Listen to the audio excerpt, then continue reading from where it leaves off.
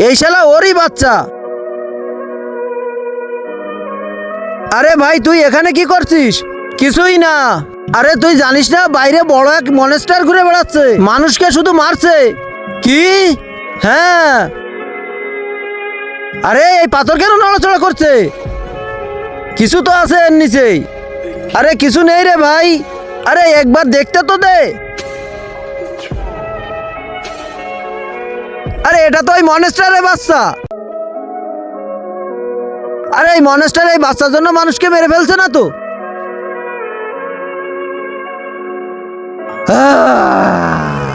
এক কাজ করি, একে আমি ওর বাপের কাছে নিয়ে যাই।